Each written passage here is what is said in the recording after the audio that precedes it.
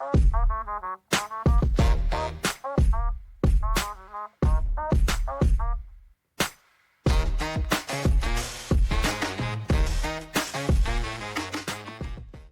to Supercool, the show tracking the rise of the low-carbon economy, a multi-trillion-dollar transformation reshaping global industries. Each week, we spotlight the climate technologies, business models, and strategies already cutting carbon, boosting profits, and improving modern life. I'm your host, Josh Dorfman. If you're enjoying the show, please subscribe or leave a review wherever you listen. And if you want to go deeper into Supercool climate solutions now scaling, check out our weekly newsletter.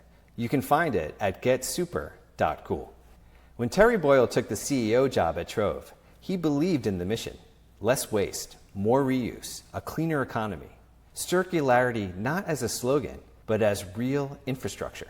What made him say yes, though, wasn't the values, it was the opportunity.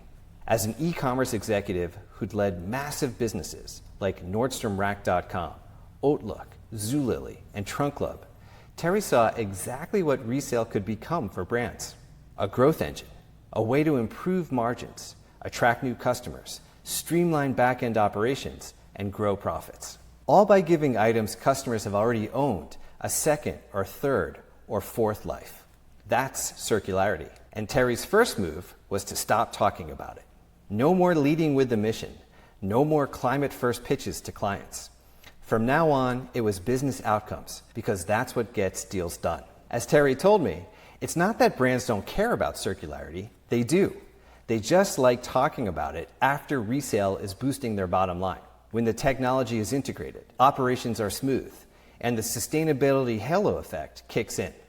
Why? Because as consumers, we're already there, shopping on marketplaces like Poshmark, The RealReal, and ThredUp, because of price, selection, and because of our values about sustainable living. For brands, bringing resale in-house is the next evolution of e-commerce. And today, Trove powers resale for over 75% of US brands that offer take-back and resale on their own sites. Brands like Patagonia, Levi's, Brooks, Arc'teryx, Carhartt, Allbirds, and Canada Goose. Beloved brands, brands people trust, and simply put, the brands where we shop every day. In just over a year since taking the helm, Terry has expanded Trove's footprint with strategic acquisitions in the US and Europe, building out the platform to scale even faster. Because Trove's vision is ambitious: be the largest e-commerce player you've never heard of, operating seamlessly in the background, powering the most delightful resale experiences for the world's biggest brands. Here's my conversation with Terry.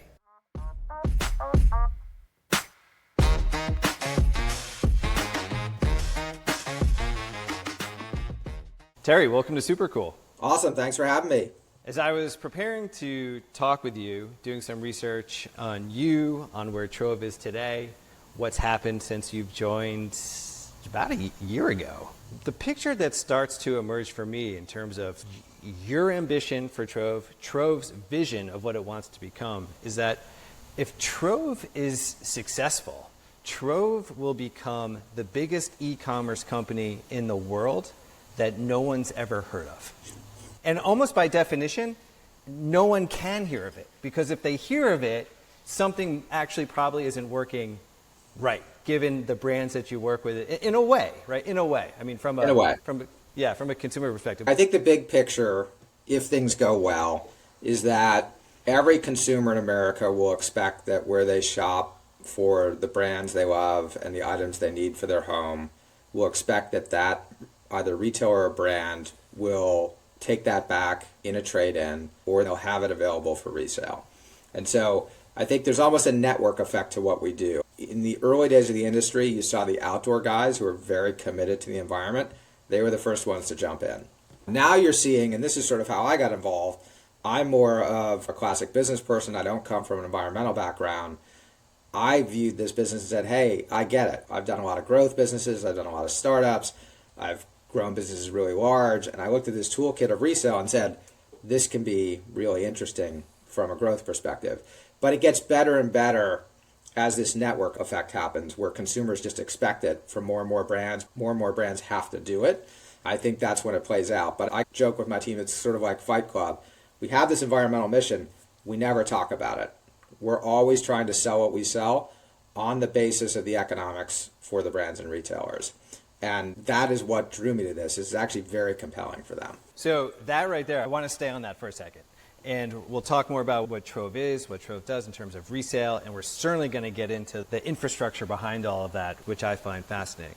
And I also think indicative of this moment, 2024, 2025, kind of the state of where sustainability solutions are, climate solutions are. So Trove has been around for a long time.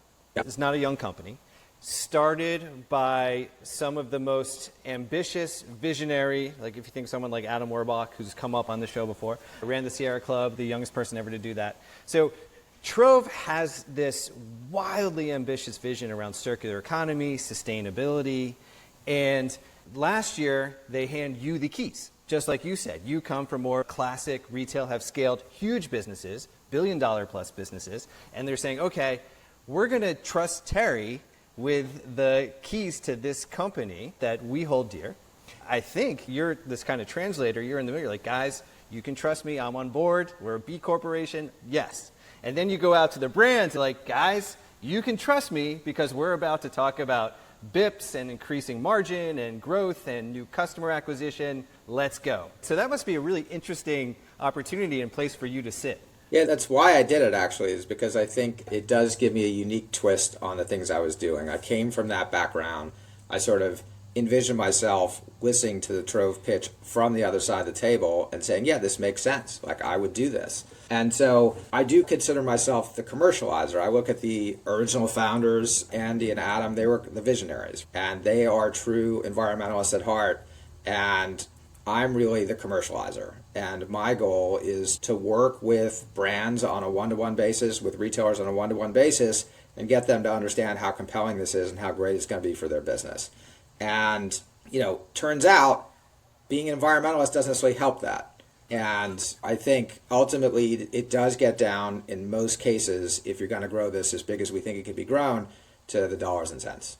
I love that. Let's talk about that now in terms of what Trove offers. What's the business? What are the services that Trove offers to brands?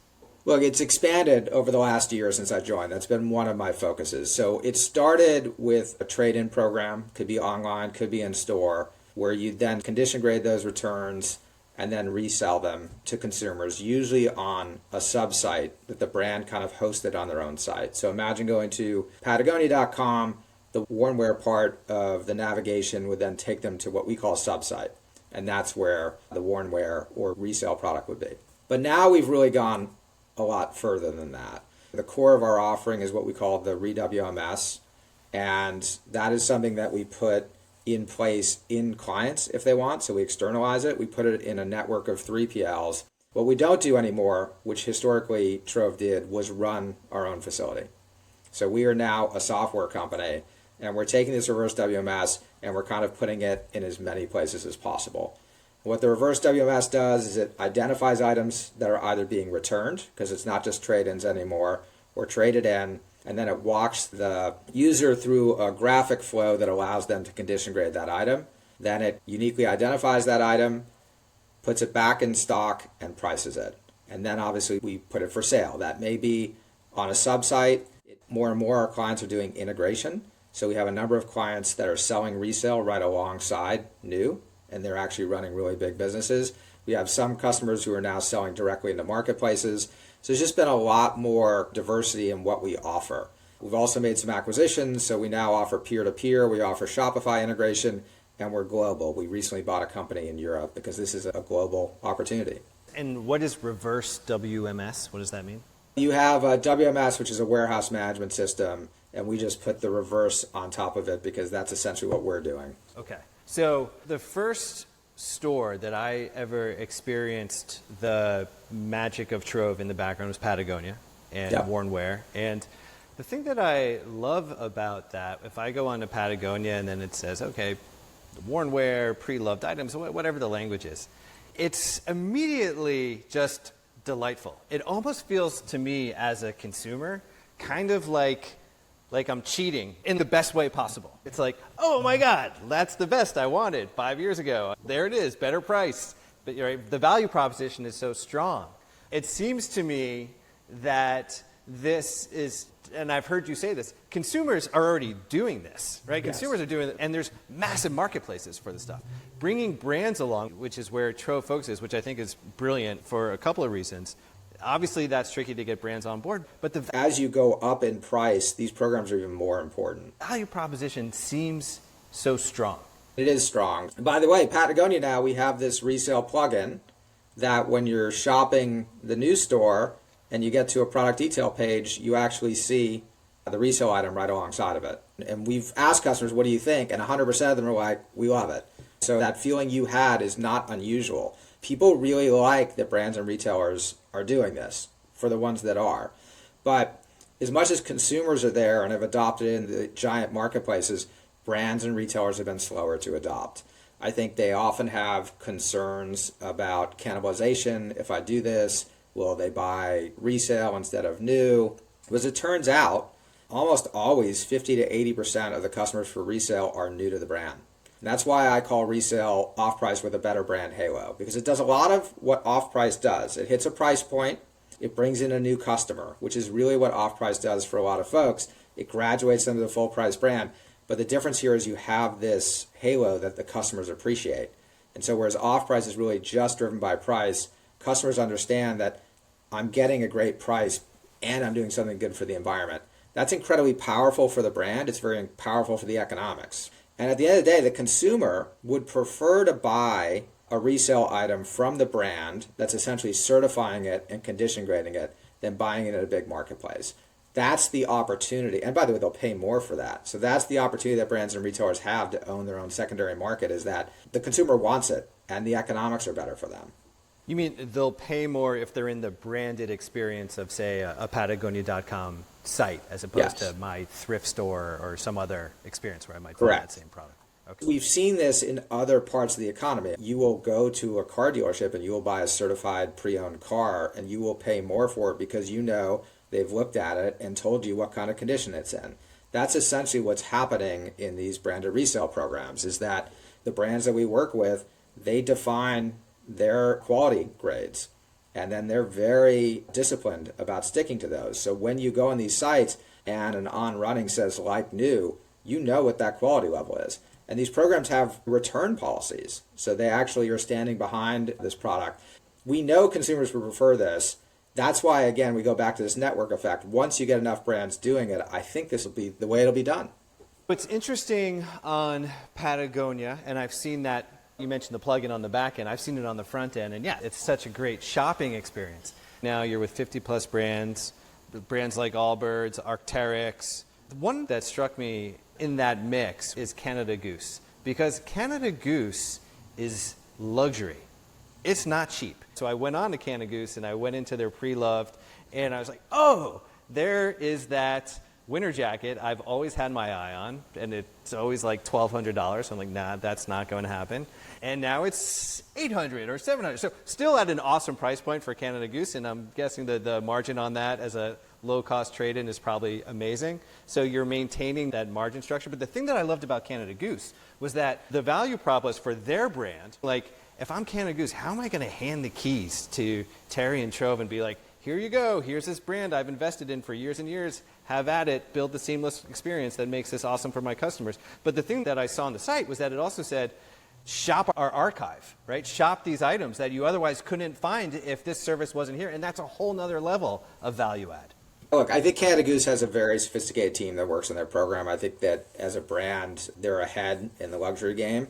And so just to be clear, like, they never hand us the full keys. We provide them the tools to design what they want from a resale experience, but they're still in control of it, and that's important. What Canada Goose does for me is show luxury brands who are a little slow to this game what is possible. I can't get into specifics, but Canada Goose knows that the customer for resale is very different than the customer for new. So there's actually almost no cannibalization.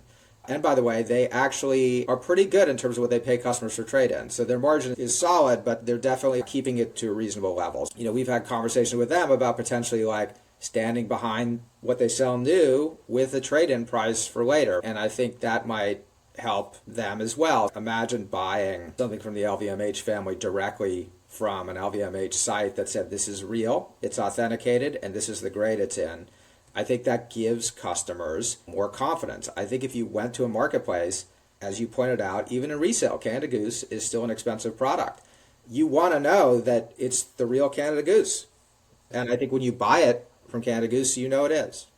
Let's talk about the back-end infrastructure. You mentioned Trove's business model and service offering has evolved. You mentioned really more of a technology-driven company at this point. So what does that look like on the back end? You're powering trade-in, you're powering resale, you're this engine for Recommerce, and I think the latest numbers, you're the engine behind 75% of resale or Recommerce for branded retail in the US. It's massive. What does that start to look like on the back end as you're accepting products that's not coming to a company-owned warehouse at this point? You have partners. Walk our listeners through that process. I have a pair of jeans, where that's going, what that looks like, and what you all do. It depends on the program. So we sit down with every client, design the program that makes sense for them. But we use a network of partners. And if you need down reclamation and CO2 cleaning, we have a partner who can do that. If you just need like a rag wash and light cleaning, we have a partner who can do that. So we figure out which partner makes the most sense based on your economics, what you're trying to do in the program. Most programs, things are getting cleaned commercially so that when you're getting it, that's a clean garment. In the case of a garment, usually the shoes are getting some sort of treatment. But like we can now massively scale in a way we couldn't before because we are just a software company. And what's exciting is that we have a lot of clients now who are taking our software in-house and using it to basically run their own programs. So you've seen that with Patagonia, you've seen that with Eileen Fisher, you've seen it with Arc'teryx in Canada, you've seen it with Lovesac, you've seen it with Bays. So it's not just 3PL partners anymore. We can build this network of 3PL partners, but we can also put it in your facility. And what's really cool is, as it turns out, our return system, because we've been so focused on making it very visual and using computer vision to ID things, it's actually more efficient than most software in the market. So it's literally saving labor in the returns process, and then it's also condition grading these items to getting ready for resale. So that's been very exciting for me. Basically, we have a very kind of efficient way of now building a much bigger network that even can include brands and retailers. So if it comes back to a retailer using your software and it's not coming to, let's say, your 3PL logistics warehouse partner, it's going to Patagonia's, what's the mechanics then for how that product, you said it gets graded, so there's some visual identity, some software that's doing that. How does it flow back onto their website? In the case of Patagonia right now, we are running a sub-site. So we're kind of running that wornwear site, soup to nuts. We're moving to a fully integrated environment, which is even more exciting, but that'll probably be early next year. In a sub-site case, that product will get identified, it will get condition graded, it will get a unique ID, and then it'll get essentially put back in place. And that can be, our software allows for you to run kind of our WMS to do forward logistics, or we integrate with your own warehouse management system, an enterprise resource planning system, to drop it back in to the same facility and same kind of system you're already using to do the rest of your logistics. I guess the piece that I'm not following then is, who's shipping it back out? Is it the brand through their system, or is it Trove through your partners?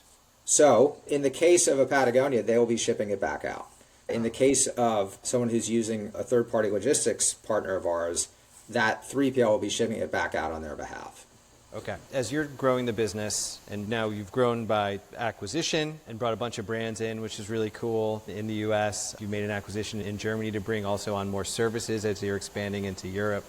As you're now talking with brands and you're able to offer a suite of services in resale, are you trying to get away from customization and bespoke? Are you trying to say, we have all these services, pick a la carte what you want, and you can have it? Is that what unlocks speed? It's a great question. It's a question we have at the executive team level all the time. So I refer to what we have as a toolkit where you can put things together in different ways, but that they're easy to do because they're essentially meant to go together. So like you may decide that you want to do returns processing in a 3PL and sell through a sub-site. Or you may decide you want to do trade-in and returns processing in your own facility and sell integrated in a Shopify store. with your full price merchandise, or integrate it in a store that's not Shopify. So you have all these choices. And the goal for us is to be able to deliver those choices in a very efficient way. So there is some underlying complexity to this, because a lot of people want to run their programs in, I wouldn't call it unique ways, but in different ways. So not all the programs are exactly the same. But we are finding that they tend to fall into 4 or 5 flavors. And we just have gotten very good at delivering those. When you're onboarding brands, I heard you say recently, as you were talking about your growth and growth by acquisition, but also just where the market is today. Someone asked you the question, well, what does it take to onboard a new brand? You said about a year's worth of meetings sometimes, right? And so I think this goes back to something where we started this conversation. We said, well, we know the consumers are there, but the brands are still coming along, and you have a lot of partners. Can you talk us through what that sales cycle is like? Who's at the table from the brand side? Is it the C-suite? What kinds of people do you need to get on board to make this happen within a company? It's another great question. I think that when this offering first appeared on the market, it tended to be the sustainability people who were really interested in it. But as I came in, part of my remit, if you will, is to grow it beyond the sustainability folks. We still love them. They're still incredibly important shareholders, but we need to get to folks who are also making P&L decisions. So we need to get to the GMs, the CEOs, the CFOs, the supply chain folks, and the e-commerce folks. One of the challenges to what we do is sometimes all of a sudden a lot of people want to come to the table and they don't actually have an understanding of what decision rights in their own company around the resale program should be. Because now you're talking about potentially a second brand. We have some awesome programs out there with great names, but that takes someone really smart in marketing to come up with a cool name. And then they have to think about how they want to market and position it to the customers. And so that is sometimes what takes a little longer. We are seeing those cycles shorten. And this is, again, the network effect. I think for the first 50 customers, it was a huge deal to do this, and you were kind of oftentimes the first in your category or felt like you were taking a risk. But now there's enough programs where you're like, I get it. Like, I'm going to do X, Y, and Z, and this is what I'm going to get out of it, and I've put this person in charge of the program. So more and more now, we are actually seeing companies come to the table with, like, this is the person who we've put in charge of resale. Who that is can really differ depending on the industry and the client, but that's not everybody. We still have folks where it's going to take a while and it's going to take some education. But the hope is over time, we are no longer reinventing the wheel. There are a lot of clients doing this. I can see a future where there's a GM or someone who has the P&L on resale for a brand. Years ago, this goes back to 2011, I want to say, I went to work for a company called Quidsy. It was diapers. I know Quidsy, yeah. Yeah, you would know those guys. So Quidsy, for our listeners, was best known as diapers.com, and then soap.com and Wag and Amazon acquired Quidsy in what was called the Diapers War. Very famous Walmart Amazon war. Yeah. So right after that acquisition by Amazon, I was hired to come in and build what we called Vine.com, like tomato and vine, was like a natural organic vertical, thinking, okay, we got all these customers on diapers.com. Once they age off the site, we still want to sell them the higher margin Burt's Bees and 7th Gen products, right? So let's go try and build this vertical. And so I'm trying to think now within like a Quidsy context, kind of like this specialized retailer, where would this have sat? Because I can think, okay, this product's coming back. We've got our own warehouses. We're optimized in the warehouses. We have these site leaders or GMs over these various brands. We have not a lot of layers of management, but like how this slots in for a brand to say, okay, I know who I want to put in charge of this thing. I know that I want it to run up probably to the CFO, I think, or the COO. And I mean, you're smiling, so maybe that's ideally maybe, but like I think there's different flavors. I think there's different flavors. So like we have a flavor now which is more about margin recapture. So we have folks who are processing all their returns through, which is saving them labor, and then they're identifying the non-new, and they're essentially able to sell that right away at a much higher price and margin than if they put it on a pallet and liquidated it 6 months later.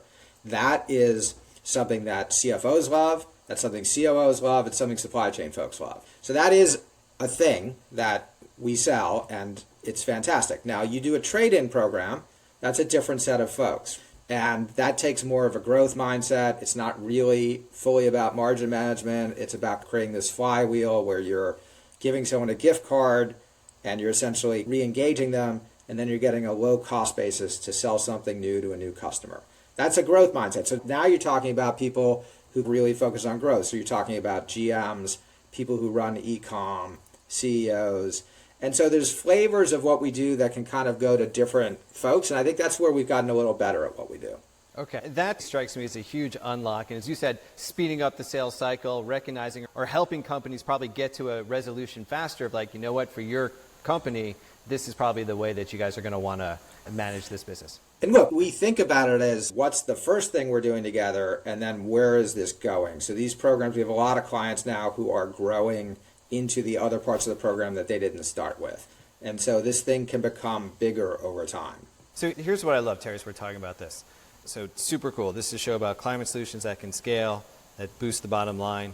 This may be strange to say, but I love what you said in the beginning. What you said to the team, like, yes, we have this environmental mission, but that's not what we're going to talk to our customers about. Because we're going to go talk to our customers about the outcomes that they want. I'm going to go talk to a CFO about higher margin, more income. I'm going to go talk to a general manager or the marketing team, whoever, about low-cost customer acquisition, all new customers, no cannibalization of new product. I'm going to talk to the ops guys about more efficient warehouse operations. This is what they want, right? The sustainability 100% thing what they want is the halo, and maybe the sustainable thing opens the door, but it's probably not signing the deal.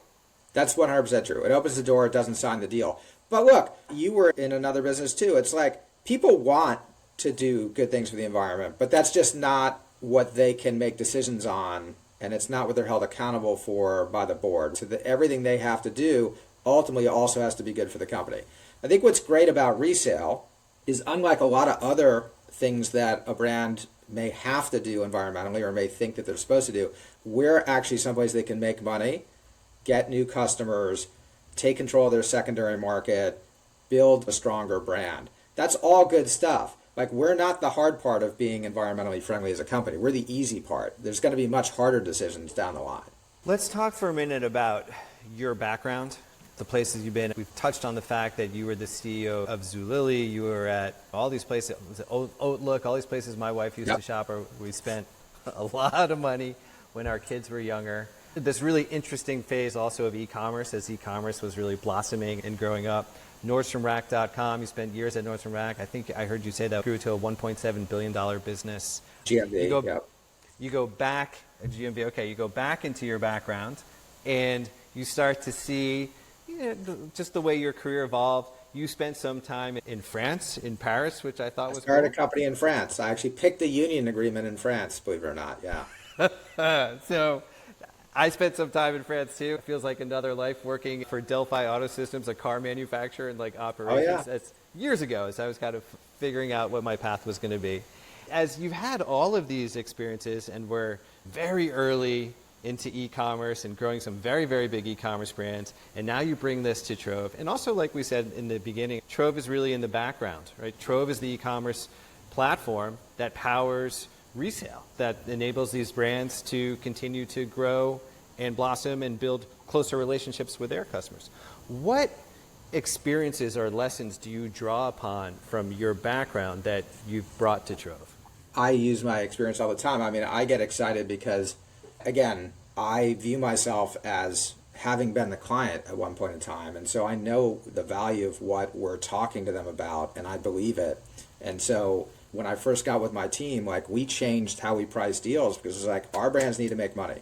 Like, that's the deal. You need to be able to make money in resale. And I could kind of see both sides of the P&L. And so I think that's incredibly important. You have to have an eye out for how is this working out for them. It does drive growth. It does drive new customers. It needs to drive margin. It needs to drive profitability. And also, I would say, as an industry, as we've aged, we have gotten better unit costs. So we're able to share that with customers as well. That's a big part of what I bring to the table, is just being able to see myself on the other side, being like, how's this playing? How would it play for me, essentially? And making sure that it does. I always got excited as an executive on the other side of the table when a software company would come in and I was like, that saves me a lot of money, or that drives a bunch of growth that I couldn't get. That was great. I love those companies, and I want to be one of those companies. Yeah, I'm laughing. I'm thinking about all the companies that come in and pitch on their various technologies. And we had one when I was at Quincy who came in, and I don't remember exactly what the tech was, but I remember he said, and we've got this PhD from MIT who's building this thing, and he mentioned him. And I just was like laughing. I'm like, yeah, we're not going to do business with you. And he's like, why? I'm like, well, I know that guy, and I knew him because he used to date my wife, and he was not a PhD. You know, all just that. It was a very strange pitch to be. It was a very strange pitch. Hinging on one sort of Yeah. PhD from MIT. Yeah, I've given that pitch too. You know, in the .com days, I was giving that pitch to maybe in '99 that could be a pitch that you could do. We have a genius in Java Beans or whatever. He's building a relational database. You know, it's going to change the world. And that lasted for about 6 months, maybe. Then that got a little bit stale. Let's talk about what you all are doing with increased focus on international and Europe. Maybe you can walk us through your recent acquisition and now what you're looking to do as you expand overseas. Europe is interesting. Having worked there, I kind of have an appreciation for the market. And the reality is the consumer is even more aggressive about resale in Europe. I think the market's bigger. I think the consumer has more of an affinity for the product. But actually the brands have been slower to adopt than the US. But Europe has some real legislation that essentially sets the table for making resale programs more attractive. So they have the Extended Producer Responsibility Act that was really the first in the world. They have a Right to Repair Act. And so they're basically creating these conditions where you're not allowed to destroy stuff at the end of the season. You have to give consumers the option to come to you and get a quote on what it would take to repair something. There's less sort of avenues for just moving your product offshore. And so essentially you're now creating this environment where the brand almost has to take more responsibility for their environmental P&L. And in that world, we think our toolkit of solutions makes a lot of sense. So it's really a bet on what we think is going to happen with branded resale as we continue to evolve in Europe. And the company, is it Reverse Supply? Is that the name of the company that you bought? That was the name of the company that we acquired. We did 2 acquisitions. We did Recurate in the U.S. The team was awesome. The clients were amazing. But it also rounded out our product suite and allowed us to have a one-stop shop. The Reverse Supply deal is a little different. You know, having worked in Europe, it's really hard to deliver complex stuff in Europe from the U.S. And so it's really getting a team on the ground in Europe, based in Berlin, who's got 5 years of experience in resale. Their solutions look a lot like ours, but they'll eventually shift over to our product suite. That'll be a big part of the unlock because we can do more than they did, so they'll be able to sell more solutions to their clients. But it's really getting a European headquarters and team, and also a great set of clients as well. So I guess you probably have folks who are like, hey, boss, can I... So when we started talking about Europe, I remember I asked a few people, and everybody's like, I go to Europe. I was like, just so I understand, pretty much my whole company at the drop of a hat would go to Europe. I was like, I'm not sure I'm comfortable with that, but okay, it's good to know. But the reality is that with the Reverse Supply deal, I don't know that we'll need to send a lot of people from the U.S. over. The goal is to have them be a team that can do what they need to do in Europe. Does that give you instantly an EU-wide footprint, or do you still expand across by country? What does that look like? With our new model as a software company, we were doing a lot of stuff in Europe even before the deal, but we had a EU-wide footprint in place because we have deals with a number of 3PLs that basically have facilities in every place in the EU.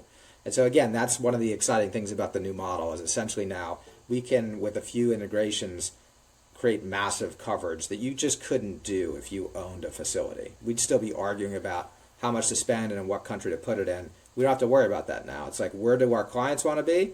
We can be there. I'm getting more of a picture as you're talking, Terry, and what's kind of going through my mind is I'm thinking like, okay, you're still on the back end in the guts of e-commerce. It's like you're sort of marrying some pieces of Amazon with some pieces of Shopify, in that like we're going to be the software layer, right? We'll have the contractual warehouse logistics. You know, that's part of our. We get better rates. We get better rates for our clients. But you as a company, you're asset light, and you've shifted 100%. What the balance sheet looks like for your company to be able to scale, finance the company, growth model. It just starts to look different. It just actually makes more sense. We have clients even today who we started with in the US and then they went to Canada and now they want to go to Europe and they want to be in like these 4 countries.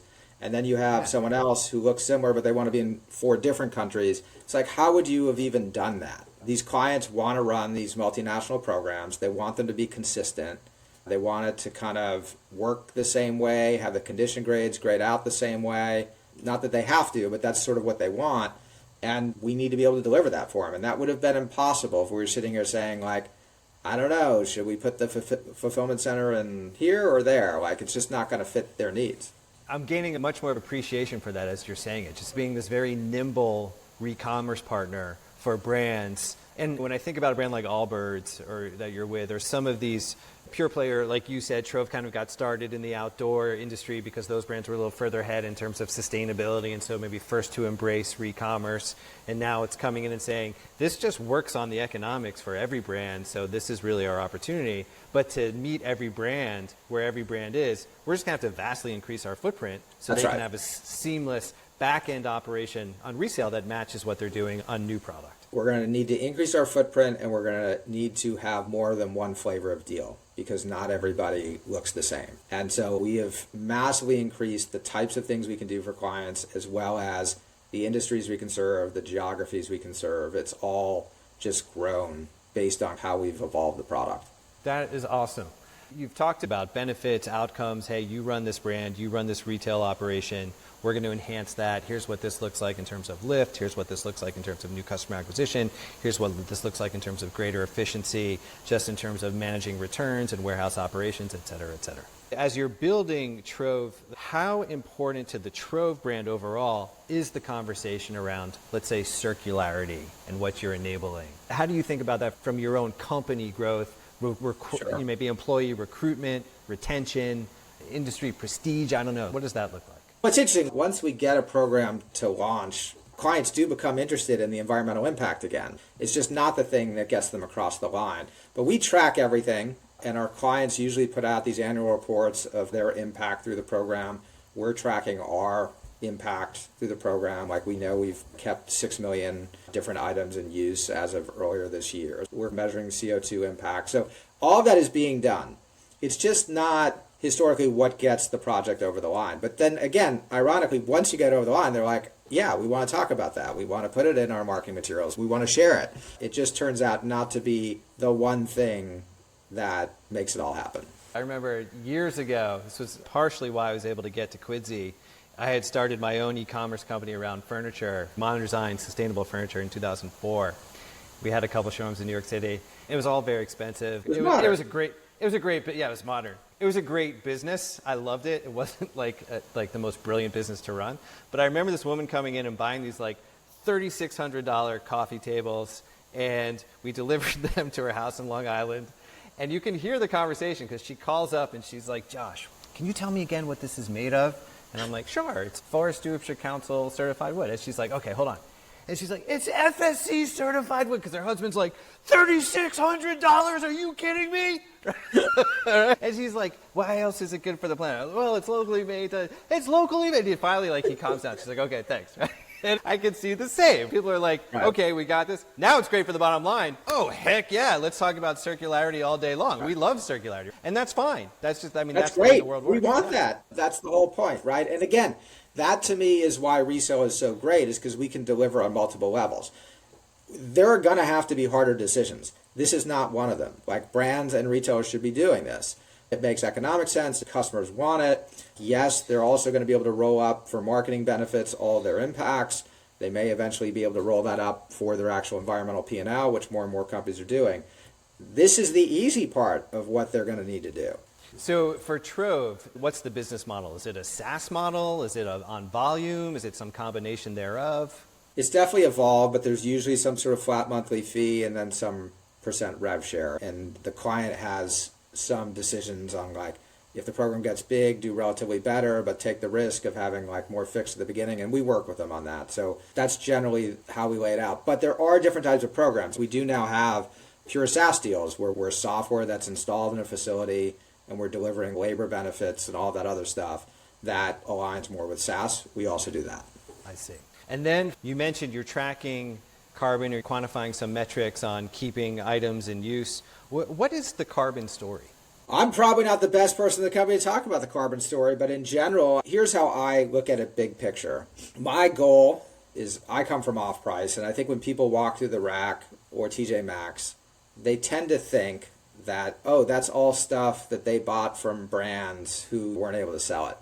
But if you've been around the industry, you know that if you're trying to grow an off-price retailer over $300 million a year, you're committing to what's called cuts, which is essentially you're having stuff made for your off-price specific channel. And so 80+% of what's in off-price has really been made for off-price. So when I think about what the impact of these programs is going to be, I'd like to see that resale is owned by the brands and essentially eliminates some significant part of off-price cuts. And so that's the carbon story. And not just carbon, but all the resources that go in to making new stuff for off-price. How can we, in fact, reuse the stuff we already have to sort of deliver the same margin, deliver the same new customers, deliver the same brand pop, put them on the sort of conveyor belt to your full price brand, but not have all the carbon spending. I've never really calculated what that would look like, but that's kind of conceptually how I think about it. Okay, so as this scales and becomes more integral to the economy, what that may mean, and I imagine we're going to start to see that over time. That'll be something that will actually start to show up in data over time, what this means for some of these other channels as resale really takes hold and is showing up more on the front end, integrated more and more into the shopping experience. Is there at Trove, in your Trove museum or something, like the jeans that have been purchased the most times in their circularity journey or something? And do you guys have like old shirts that are...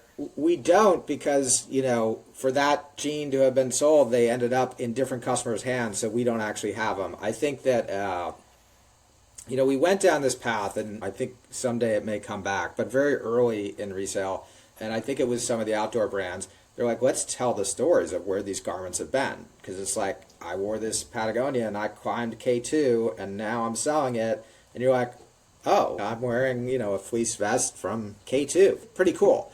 Now, it turns out it didn't really have the pop I think people wanted, but like, really cool idea. The thing that I'm seeing, which sort of gets to where you're going, is there's a lot of interest now, and you mentioned it when you talked about Patagonia, of this older product. And how do you use these programs, and almost like how a luxury designer would think about like a capsule collection of past items. Like, we have more and more brands thinking like that now. And when you see some of the stuff, you're like, I want that. Like, that's pretty cool. Yeah, that is very cool. As you're saying it, I can envision, like, here's the Phil Mayer 1984 gold medal skiing slalom collection, 100%. right? So, yeah, which is would be really, really fun. I saw you and the company put out a perspective on LinkedIn recently in light of tariffs and what resale means in this current environment and the opportunity. Can you talk about that? I think tariffs have maybe 3 layers of impact for our clients. So the first one is it just creates uncertainty. And as we know, businesses, when faced with uncertainty, just don't make future investments. And I think with the uncertainty of you're having your garments or your product created in China or Vietnam, you're now looking and saying, that's gotten a lot more expensive. I don't know exactly what my solution is going to be. And by the way, you don't know, is Vietnam going to do a deal before China? Is China actually going to come out and do a deal before Vietnam? Is like there going to be more tariffs in Vietnam and less in China? And so there's just like an uncertainty. I think what's interesting about resale is you can control it. You have all the levers, dial it up, dial it down. It gives you some control in an uncertain time. Second is price. So in these resale programs, all the products are already in the US, so it's not going to be open to tariffs. In a world even where off-price is likely coming from Vietnam and China and other places, like you're going to have a price challenge and there's going to be upward pressure on price. We're already seeing that. That's not the case with resale programs. You could actually hit the traditional off-price price points you were hitting, and you can service that customer, and again, you're in control of the dials. The third part, if you're looking at a market like Europe, and you're an American brand, and you have some exposure to Europe, you could actually dial up your exposure in Europe because actually the tariff situation hasn't changed there. And that's like this third order effect that I think a lot of people aren't thinking about. So I do think tariffs create a situation where people who are running brands and retailers should think about resale programs even more. This is a critical moment in time. I don't think the price stuff has hit us yet. I think it's just coming into play now. The uncertainty certainly has. And yeah, I think it's a good solution for that. And quite frankly, you're not going to be sad if tariffs go away that you have a resale program for all the reasons we've been talking about. Exactly. That's a good summation. Terry, I just want to thank you for taking time today. This was awesome, fascinating. I am so excited that you are at the helm steering Trove into the next iteration of what this is going to be and what Recommerce is going to look like. Really appreciate it. Josh, it was great to meet you. I had no idea you worked at Quidsi. We probably overlap with a lot of people, so. I imagine we do. That would be an entirely different show, but it was fun to go a little bit down memory lane with you on that, so I appreciate that. Awesome. Thanks, Josh.